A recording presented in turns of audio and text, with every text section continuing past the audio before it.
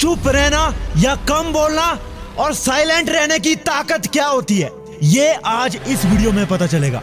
अगर आप ज्यादा बक बक करने वाले हैं, फालतू बातें लोगों के बीच में शेयर करते हैं, तो ये वीडियो आप लोगों के लिए नहीं है। पहले मैं बता दूं, चुप रहना या साइलेंट रहना और अकेला रहना, इन दोनों में कोई अंतर नहीं है। जो कम बोलता है वो अकेले में भी रहता है। कम बोलने का या साइलेंट रहने का ये मतलब नहीं है कि पूरे दिन कुछ ना बोलना। कम बोलने का एक ऐसा मतलब है कि जरूरत पड़ने पर ही अपनी जुबान खोलना। जितना कम बोला जाए उतना फायदेमंद होता है। कम बोलने वाले लोगों की बात दूसरे लोग ध्यान से सुनते हैं। हर एक सफल व्यक्ति की आदत होती है कम बोलना। दूसरे शब्दों में, कम बोलना सफल व्यक्ति की आदतों में से एक होती है। जो चीज आप कुछ बोलकर भी नहीं कर सकते हैं, कुछ करके भी नहीं कर सकते, वो साइलेंट रह के पूरा कर सकते हैं। साइलेंट रहने की कुछ ऐसी पावर होती है जिसे आप जान गए या सुन लिया तो आप आज से ही इसे फॉलो करने लगेंगे। आपको पता है क्या जंगल में शेर ज्यादा शोर शराबा करता है? नहीं ना, वो जरूरत पड़ने पर ही दहाड़ता है। अब कुत्ते जो है बार बार भौंकते हैं, भेड़ बकरी बार बार चिल्लाती रहती है, लेकिन शेर ऐसा नहीं होता है। क्या ज्यादा बोलने वाले महान लोग होते हैं? तो कुत्ता जंगल का राजा क्यों नहीं है? आज आपको यह भी पता चलेगा क्या आप शेर हो या भेड़ बकरी हो। एक सबसे बड़ी पावर पता है क्या होती है? क्वेरल। जो भी साइलेंट रहते हैं उन्हें इन चीजों का सामना नहीं करना पड़ता है। जो भी लोग लड़ाई झगड़ा करते हैं ना, वो है अपनी जुबान से मुकर जाना। आजकल आपको हर जगह यही देखने को मिलता है कि हर एक बंदे के बीच में बहस चलता है, क्योंकि भाई उन्हें अपनी बात रखना नहीं आता है।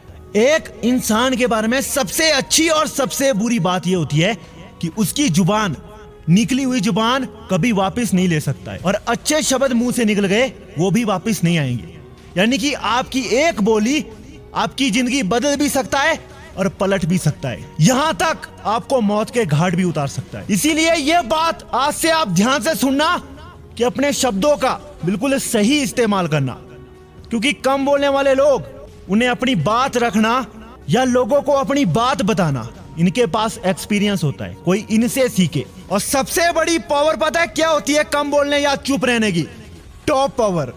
एक ऐसी ताकत जिससे बिना लड़ाई ही आप लड़ाई जीत सकते। महात्मा गांधी के बारे में तो हर एक बंदा जानता है। उन्होंने सत्य पर लड़ाई लड़ी थी। अगर वो चाहते ना तो अंग्रेजों से लड़ाई करके वो लड़ाई जीत सकते थे।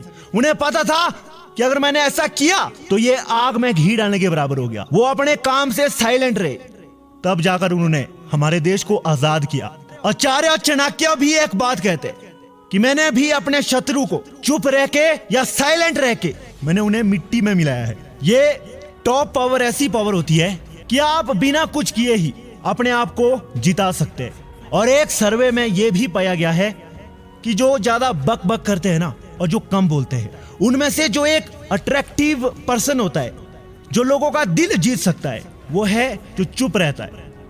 और जो ज्यादा बोलता है, चुप रहने वाला, साइलेंट रहने वाला, लोगों का दिल कम से कम बातों में जीत सकता है। यहां पर बात सिर्फ कम बोलने वालों की नहीं हो रही है, क्योंकि जो कम बोलेगा वो जरूर अकेले में भी रहता है। अगली एक इनकी खास बात होती है लिसनिंग केयरफुल। अगर आप शांत स्वभाव के आदमी हो तो आपकी बातें लोग ध्यान से सुनते हैं। और पता है, जो सिर्फ बोलता रहता है ना, उसकी वैल्यू लोगों के सामने कुछ भी नहीं होती है। और जो सही टाइम पर सही शब्दों का इस्तेमाल करता है, वही एक महान पर्सन होता है। हमारे भगवान श्री राम, वो भी कम बोलते थे, और जब बोलते थे ना तो भाई पूरा ब्रह्मांड हिल जाता था।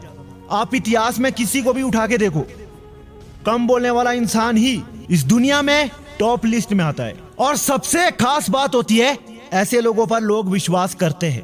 आंख बंद कर भी भरोसा किया जा सकता है।